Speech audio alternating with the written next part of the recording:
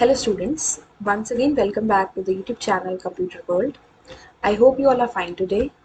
In this video today we are going to discuss the 15 questions which are compulsory for the computer science students as well as informatic practices students for CUET computer science paper. ठीक है?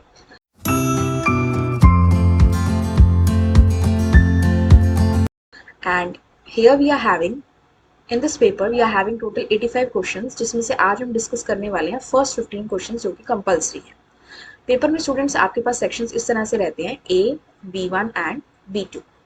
Section A में you will be having the total 15 questions जिसमें जो 15 questions हैं वो CS के students को भी करने होते हैं, IP के स्टूडेंट्स को करने होते हैं, वो हमारे डिस्कस करेंगे. सेक्शन B1 है ये कंप्यूटर साइंस के स्टूडेंट्स के लिए होता है विच हैज 35 क्वेश्चंस. और जो सेक्शन B2 है वो होता है IP के स्टूडेंट्स के लिए जिसमें अगेन आपके रहते हैं 35 क्वेश्चंस. ठीक है, तो 15 क्वेश्चंस दोनों सब्जेक्ट्स के स्टूडेंट्स को करने होते हैं विच आर कंपल्सरी. बाकी जो 35 क्वेश्चंस हैं उसमें से 25 आपको अटेम्प्ट करने होते हैं. ठीक है, तो ऐसा नहीं है कि जो कंप्यूटर साइंस के स्टूडेंट्स हैं उनको IP के क्वेश्चंस भी करने हैं. नो, CS वाले बच्चे CS के क्वेश्चंस करेंगे और IP वाले स्टूडेंट्स IP के क्वेश्चंस को करेंगे. तो आज हम इस वीडियो में डिस्कस करने वाले हैं all these questions, 15 questions. Now this exam was conducted on 30th August 2022. Start करते हैं क्वेश्चन नंबर 1 से.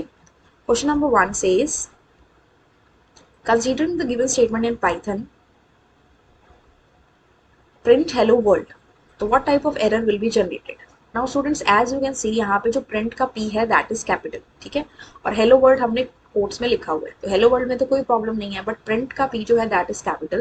एंड हमें पता है पाइथन में जब भी हम print फंक्शन लिखते हैं तो वहाँ पे print स्मॉल आना चाहिए. प्रिंट फंक्शन को पाइथन की लाइब्रेरी में आइडेंटिफाई कर लिया जाता है लेकिन इसे आइडेंटिफाई करना पाइथन के लिए मुश्किल है. तो उसके लिए आपके पास वहाँ पे क्या आएगा, it will show you name error. जैसे कि अगर हम यहाँ दोबारा लिखते हैं, यानी यहाँ पे अभी लिखा था, यहाँ पे हम दोबारा लिखते हैं प्रिंट हेलो वर्ल्ड. तो यहाँ पे आप देख सकते हो कि प्रिंट जो है वो पाइथन आइडेंटिफाई नहीं कर पा रहा है. Name error, name print is not defined. लेकिन अगर मैं ये स्टेटमेंट में P जो है वो स्मॉल कर दूँ, प्रिंट का P जो है वो स्मॉल कर दें अगर हम, तो उस केस में पाइथन को पता है कि जो प्रिंट फंक्शन है वो पाइथन की लाइब्रेरी में है और इसका अपना एक पर्टिकुलर वर्क है, तो ये आपको देगा हेलो वर्ल्ड. लेकिन प्रिंट फंक्शन जिसमें P कैपिटल है उसको तो वो जानता ही नहीं है, तो इस केस में आपके पास क्या आएगा, it will show you name error. ठीक है, now the second question. The second question says the British scientist who invented World Wide Web in 1990. British scientist जिन्होंने 1990 में वर्ल्ड वाइड वेब की इन्वेंशन की वो कौन थे? Alan Turing, Claude Shannon, Tim Berners-Lee और हरमन हॉलरिच. तो इसका आपका करेक्ट आंसर रहेगा students Tim Berners-Lee. He was the inventor of WWW in 1990. ठीक है, question number 3. Read the following statements and arrange in the correct order. तो ये exceptional handling का क्वेश्चन है. आपने ट्राई और एक्सेप्ट ब्लॉक पढ़ा है. Exception is raised, executes exception, program searches for exception handler, creates exception object, error encounter. तो हमें इन स्टेप्स को सीरीज में लगाना. तो सबसे पहले क्या होगा, सबसे पहले होगा एरर आएगा. जब भी हमारे प्रोग्राम में एरर आता है तभी एक्सेप्शन रेज होती है. ठीक है, अब सबसे पहले एरर आया यानी कि फर्स्ट इज ई. अब ई हमारे कौन कौन से ऑप्शन में, B, C और D. ठीक है, अब जैसे ही एरर आया तो एक्सेप्शन ऑब्जेक्ट क्रिएट होगा. तो सबसे पहले हुआ हमारा ई, फिर एक्सेप्शन ऑब्जेक्ट हमारा क्रिएट हो गया. ठीक है, जैसे ही एक्सेप्शन ऑब्जेक्ट क्रिएट हुआ एक्सेप्शन रेज होगी, दैट इज ए. ठीक है, देन आपके पास आएगा program searches for the exceptional handler. Program search करेगा कि कौन सा ऐसा एक्सेप्ट ब्लॉक है जहां पे एक्सेप्शन को हैंडल किया गया. ठीक है, so this will be the point number 4, sequence number 4, and last में वो इस एक्सेप्शन को एग्जीक्यूट कर देगा, दैट इज पॉइंट नंबर 5. तो हमारी सीरीज क्या बनी, सबसे पहले एरर आया, एक्सेप्शन ऑब्जेक्ट क्रिएट हुआ, एक्सेप्शन रेज हुआ, देन एक्सेप्शन को हैंडल किया गया, प्रोग्राम ने सर्च किया कि कौन सा ऐसा एक्सेप्ट ब्लॉक है जो उसे हैंडल कर सकता है, और लास्ट में उस एक्सेप्शन को एग्जीक्यूट कर दिया. ठीक है, तो ये हमारी सीरीज है EDABC. तो यहाँ पे आप देख सकते हैं D is the correct answer. और ये जो आपकी NCERT PDF है इसमें भी आपको ये दिया हुआ है. सबसे पहले एरर एनकाउंटर्ड, फिर एक्सेप्शन ऑब्जेक्ट, फिर एक्सेप्शन रेज्ड, फिर एक्सेप्शन हैंडलर आया, फिर लास्ट में कोड को एग्जीक्यूट कर दिया गया. ठीक है, so this is how the question is done. Now we move on to the next question, that is question number 4. In SQL like condition, SQL structured query language, उसमें जो आप पैटर्न मैचिंग के लिए like condition का use करते हैं, It allows us to use a wildcard characters to perform the matching. Which of the following is a valid wildcard character? जैसे कि आपने एसक्यूएल में पढ़ा होगा, क्वेश्चंस होते हैं कि हमें उन स्टूडेंट्स का नेम डिस्प्ले कराना है which are starting with A, तो हम क्या कह देते हैं, select name from student whose name like A percent, ठीक है। तो हमारे पास इसमें दो वाइल्ड कार्ड कैरेक्टर्स होते हैं एसक्यूएल में, एक परसेंटेज और एक अंडरस्कोर। परसेंटेज सिंबल का मतलब होता है उस प्लेस पे कितने भी नंबर ऑफ कैरेक्टर्स हो सकते हैं, और अंडरस्कोर का मतलब होता है उस प्लेस पे एक कैरेक्टर हो सकता है। तो हम इसमें या तो परसेंटेज का यूज करते हैं या फिर हम अंडरस्कोर का यूज करते हैं। हैश नहीं होता, डॉलर नहीं होता, मल्टीप्लिकेशन ऑपरेटर नहीं होता, तो हमारे पास ऑप्शन में क्या बचा, परसेंटेज सिंबल, ठीक है। Next is question number 5, match the list 1 with the list 2। Data redundancy, inconsistency, isolation, dependency, ये सारी टर्म्स आपके किससे रिलेटेड है students, DBMS, database management system से। तो रिडंडेंसी का मतलब होता है डुप्लीकेशन ऑफ डेटा। यहाँ पे देखिए, डेटा रिडंडेंसी का मतलब data is duplicated at the different places, तो ये हमारा ए हो गया। देन डेटा इनकंसिस्टेंसी का मतलब होता है कि डेटा जो है वो डिफरेंट डिफरेंट प्लेसेस पे है लेकिन मैच नहीं कर, मिसमैच ऑफ डेटा, ठीक है। अगर एक ही डेटा दो प्लेसेस पे रखा है तो वो डेटा मैच नहीं कर। सपोज मान लीजिए एक स्टूडेंट है, उसका कॉलेज के रिकॉर्ड्स में भी नाम है और हॉस्टल के रिकॉर्ड्स में भी नाम है, लेकिन कॉन्टैक्ट नंबर दोनों जगह अलग अलग है, तो वो क्या हुआ, data inconsistency, this is B. Then data isolation, isolation का मतलब अलग कर देना, सेपरेट कर देना। तो डेटा आइसोलेशन का मतलब है separation of the data modification made by different transaction. अलग अलग ट्रांजेक्शन से जो भी डेटा में चेंजेस हुए हमने उसे सेपरेट करके रख दिया एज अ रिसोर्स, तो ये हुआ हमारा सी। एंड डेटा डिपेंडेंसी का मतलब है updating the structure of the data file requires modification in all application programs accessing the file. Dependency का मतलब है कि डेटा जो है वो डिपेंडेंट है दूसरे डेटा पे, तो इसका मतलब क्या है कि जो भी हमारा डेटा है उसे हम अपडेट कर रहे हैं, ठीक है, और एक जगह पे अपडेट करने पे वो चेंजेस सब जगह पे रिफ्लेक्ट होने चाहिए, ठीक है, that is data dependency. So हमारा आंसर है यहाँ पे first D, second A, third C and fourth B. तो यहाँ पे हमारे पास आया ए का हमारा बेटा क्या हुआ, second, and B is fourth, C is third and D is first, option number B, ठीक है। Now we move on to the next question, that is question number 6। Rohan starting working on MySQL server. Kindly arrange the following commands in sequence so that he can create a table. Then insert a record into it and display all the records. Rohan ने MySQL के server पे काम करना start किया। अब ये जो आपको लिस्ट ऑफ कमांड्स दी हुई है MySQL की, आपको इसको एक सीक्वेंस में अरेंज करना है सो दैट वो टेबल को क्रिएट कर सके और फिर उसमें रिकॉर्ड को इंसर्ट कर सके और फिर उसे डिस्प्ले कर सके। तो जब भी हम स्टूडेंट्स MySQL में काम करते हैं तो सबसे पहला काम हमारा क्या है, सबसे बड़ी चीज़ क्या है डेटाबेस में, डेटाबेस मैनेजमेंट सिस्टम में, दैट इज डेटाबेस। तो सबसे पहले हमारा काम होगा डेटाबेस को क्रिएट करना, क्रिएट डेटाबेस उसका नाम। देन हम क्या करते हैं, उस डेटाबेस को यूज़ करेंगे, ठीक है। डेटाबेस क्रिएट कर दिया, अब उसको यूज़ करेंगे, अब उसमें हम क्या बनाएंगे, टेबल बनाएंगे। Third option create table command. अब टेबल बना दी तो उसमें क्या करेंगे, रिकॉर्ड्स को इंसर्ट करेंगे, तो ये हो गया फोर्थ, इंसर्ट इनटू कमांड। और लास्ट में उस जो भी हमने डेटा डाला है हम उसे इंसर्ट करके दिखा देंगे। तो first is B, then D, then C A E, B D C A E, this is our correct answer, ठीक है, this is the correct sequence. अब चलते हैं क्वेश्चन नंबर 7 पे। Dash is not a DDL command. तो DDL command, data definition language commands, ऐसी commands जो आपके टेबल के स्ट्रक्चर के ऊपर काम करती हैं, टेबल को क्रिएट करना, उसे डिलीट करना, उसमें नया कॉलम ऐड या डिलीट करना। तो डीडीएल कमांड्स जैसे कि हमने पढ़ी थी किस तरह से हम याद रखते हैं, CAD, CAD commands, create alter drop. तो क्रिएट ऑल्टर ड्रॉप जो है ये तो हमारी डीडीएल कमांड्स हैं, कौन सी नहीं है, B this one, update command, ये हमारी डीएमएल कमांड है। डीएमएल कमांड्स कौन सी होती है, CDO, that is select insert delete update, ठीक है। तो क्रिएट ऑल्टर ड्रॉप हमारी डीडीएल कमांड्स हैं और जो नहीं है वो है हमारी अपडेट, ठीक है।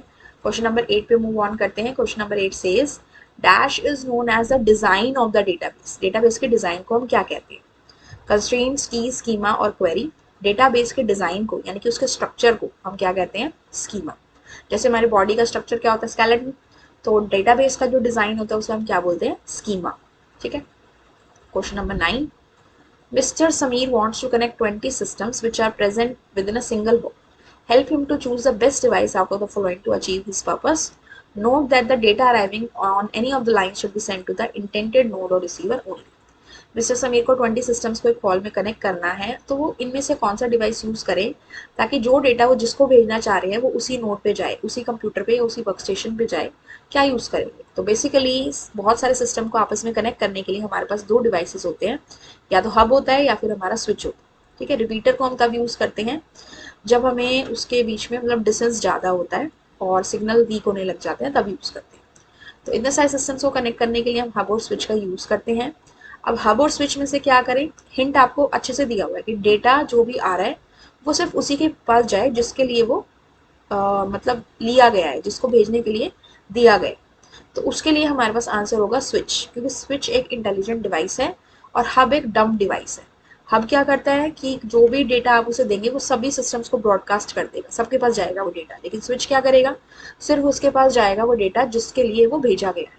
ठीक है, so the answer of this one will be switch. Next is question number 10, in the file mode dash the file offset position is at the end of the file. जो फाइल पॉइंटर की position होती है वो file के end में होती है, कौन से मोड में? R read, W write, W plus read and write and append. तो रीड में तो आपको पता है कि फाइल के स्टार्टिंग से स्टार्ट होता है। जैसे ये मेरी एक टेक्स्ट फाइल है तो वो कहाँ से रीड करेगा, बिल्कुल फाइल के स्टार्टिंग से रीड करेगा। राइट में भी वो राइट जब करना स्टार्ट करता है तो फाइल के स्टार्टिंग से ही राइट करना स्टार्ट करता है। डब्ल्यू प्लस में रीड एंड राइट है, तो आप जो ऑपरेशन पहले देंगे वो करेगा, लेकिन वो भी जनरली कहाँ से करेगा, स्टार्टिंग से। ठीक है, और A mode, A stand for append. Append mode में क्या होता है कि जो मैंने यहाँ पे कंटेंट लिखा है उसके बाद वो ऐड करेगा। ठीक है, तो मेरा फाइल पॉइंटर वहां पे फाइल के एंड में है, so the correct answer will be option number D, A. ठीक है, next is 11th question, choose the correct output of the following SQL query, select mid save environment 6,7। मिड function लगा हुआ है, ठीक है, स्ट्रिंग के ऊपर फंक्शन है, save environment is my string, 6 है starting position, 7 number of characters लेने। तो यहाँ से चेक करो 1 2 3 4, ये क्या करेगा, 6 पोजीशन से 7 कैरेक्टर्स को काउंट करेगा और वो आपको आउटपुट में दे देगा। स्पेस इज 5, ई इज 6, यहाँ तक आ गया हमारा 6। अब उसके बाद से लेना स्टार्ट करेगा, तो 1 2 3 4 5 6 7, एन से लेके एम तक। ठीक है, तो यहाँ पे हमारा आ गया 1 2 3 4 5 6। ओके, इस पोजीशन को भी लेगा, सॉरी यहाँ पे एक मिनट, जस्ट अ सेकेंड। तो हम देखिए यहाँ पे 6 पोजीशन पे कहाँ पे आए, एस ए वी ई, 4 हो गई, स्पेस 5 हो गया और 6 पोजीशन पे ई है। तो यहाँ से वो क्या करेगा, 7 कैरेक्टर्स को लेगा, तो 1 2 3 4 5 6 7, तो हमारा आंसर आएगा E N B I R O N. ठीक है, so this is the correct answer. Now question number 12, a mobile connected to a laptop through USB is an example of. एक मोबाइल है वो लैपटॉप से connected है USB cable के through, तो किसका एग्जाम्पल है? लैन, वैन, मैन, पैन। लैन क्या होता है, लोकल एरिया नेटवर्क, एक बिल्डिंग में या इंस्टीट्यूशन में। ठीक है, वैन हो गया वाइड एरिया नेटवर्क, जो बड़ा होता है थोड़ा, यानी कि पूरी कंट्री को या कॉन्टिनेंट को स्पैन करता है। मैन हो गया मेट्रोपॉलिटन एरिया नेटवर्क, जो सिटीज के अंदर होता है। और पैन हो गया पर्सनल एरिया नेटवर्क। अब लैपटॉप भी हमारा है, मोबाइल फोन भी हमारा है, और हम एक रूम के अंदर मान लीजिए काम कर रहे हैं, तो ये किस किस का एग्जाम्पल है, पर्सनल एरिया नेटवर्क का, दैट इज पैन। ठीक है, next is which command is use to delete the table from a database. अगर आपको डेटाबेस में से टेबल को डिलीट करना है तो आप कैसे करेंगे? Delete table, table name, drop table, table name, delete table name, drop table, table name from table. तो ये तो कोई कमांड होती ही नहीं है हमारी, drop table, table name from table name, ऐसी कोई कमांड नहीं है। अब देखो डेटाबेस में से डिलीट करना है, अब इसमें दो चीजें होती हैं, एक होती है हमारी डिलीट कमांड, एक होती है ड्रॉप कमांड। ये दोनों ही कमांड यूज करते हैं, लेकिन क्वेश्चन के अकॉर्डिंग हमें देखना है। अगर मैं सिंपली डिलीट कमांड यूज करूंगी, डिलीट टेबल दिस, तो क्या करेगा, मेमोरी में से टेबल के कंटेंट्स को तो इरेज कर देगा, लेकिन डेटाबेस में उस टेबल का नाम फिर भी रहता है। ठीक है, आपको अगर इसका प्रैक्टिकल एक्सप्लेनेशन देखना है तो प्लेलिस्ट में जाके आप एसक्यूएल चैप्टर की जो प्रैक्टिकल वाली वीडियोस है आप उसको चेकआउट कर सकते हो, उसमें सारी चीजें अच्छे से एक्सप्लेन है। I provide the link of that in the description box also. ठीक है, तो डेटाबेस में से डिलीट करना है कि डेटाबेस में हमें उस टेबल का नाम भी ना दिखे, तो उस केस में हमारी कमांड होगी ड्रॉप टेबल, टेबल। ठीक है, next is question number 14, that is match the list one with the list two. सबसे पहले है ब्राउजर। ब्राउजर मतलब कोई भी ऐसा सॉफ्टवेयर जिसमें आप इंटरनेट को एक्सेस कर सकते हैं, तो वो क्या होगा, Google Chrome, this is A. Then multiport modem हमारा कौन सा होता है, हब, बहुत सारे सिस्टम्स को कनेक्ट कर सकते हैं। बी, प्रोटोकॉल हमारी होती है SMTP, simple mail transfer protocol, mail को सेंड करने में यूज होती है। एंड बीसीसी होता है ब्लाइंड कार्बन कॉपी। ठीक है, जो हम मेल सेंड करते हैं किसी को, अगर बीसीसी में किसी की ईमेल आईडी रखते हैं तो वो किसी पर्सन को, दूसरे पर्सन को नहीं दिखती कि हमें उनको भी सेंड करिए, ठीक है।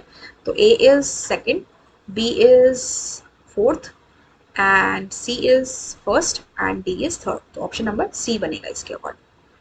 And the last question is question number 15. Given the following SQL string functions, middle, mid, substring, sub str and substring, find the odd one out. तो ये जो mid function अभी हमने पढ़ा था, ठीक है, substring और substring, sub str and substring, ये तीनों functions का काम string के functions का SQL के एक ही होता है। So इनमें से odd one out हमारा क्या है, middle function, जो अकेला बचा that is a middle function। बाकी के जो 16 से लेके आपके 50 तक के क्वेश्चंस हैं वो आपके कंप्यूटर साइंस के क्वेश्चंस हैं। नेक्स्ट वीडियो में हम उसे डिस्कस करेंगे। तो स्टूडेंट्स, आई होप ये क्वेश्चंस आपको क्लियर हैं and in case any doubt is there you can ask me in the comment section. आपको डिस्क्रिप्शन में I provide you the playlist of all the chapters जो इसमें covered है, ठीक है। आप वहाँ से जाके प्रैक्टिकल वीडियोज इनकी चेकआउट कर सकते हैं। And if this video has helped you, you can share it with your friends, subscribe the channel, and I'll meet you in my next video. Till then, have a good day and thank you.